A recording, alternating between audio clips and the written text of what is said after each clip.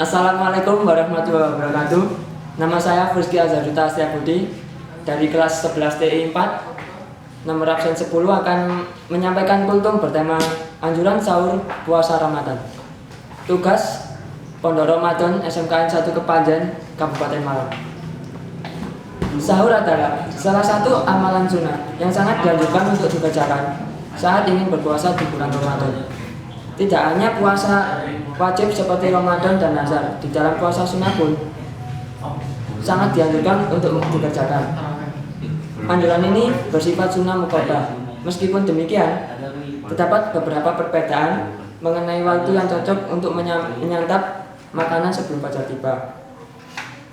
Adapun keutamaan makan sahur, Daqiqil Id rahimahullah menyebutkan berkah dalam makan sahur menyeliputi kebaikan permasalahan ukhrawiyah dan duniawiyah berupa menjalankan sunnah Rasulullah SAW yang diganjar pahala bagi yang mengerjakannya dan memberikan kekuatan fisik saat akan menjalankan ibadah puasa. Ibnu Nawawi bahkan merinci kebaikan yang akan didapatkan bila makan sahur sebelum fajar. Penjelasan tersebut ditinjau dari berbagai sisi seperti dalam ungkapannya. Adapun berkah dalam makanan sahur secara dahir terlihat dari kuatnya tubuh saat berpuasa, termotivasi untuk rajin beribadah, termotivasi untuk menambah amalan puasa, termotivasi untuk berzikir dan berdoa waktu yang mulia, termotivasi untuk ampunan dosa, termotivasi untuk sholat malam, hingga termotivasi untuk menyibukkan diri dengan ibadah lain seperti membaca Al-Quran hingga terbit fajar. Sahih Muslim. Secara rinci, keutamaan makan sahur telah kami ringkas dan beberapa poin penting sebagai berikut. 1. Sahur merupakan pembeda dengan ahli kitab. Pembeda antara puasa kita dengan puasa ahli kitab adalah makan sahur. Hadis riwayat Muslim. 2. Allah dan malaikat bersalawat kepada orang yang makan sahur. Sesungguhnya Allah dan para malaikatnya bersalawat kepada orang-orang yang makan sahur. Hadis riwayat Imam Ahmad dan Ibnu Hibban. 3. Sahur membuka pintu sedekah bagi yang membutuhkan makanan. Juga bisa menjadi sarana untuk makan berjamaah, termasuk dalam kebiasaan Nabi SAW. 4.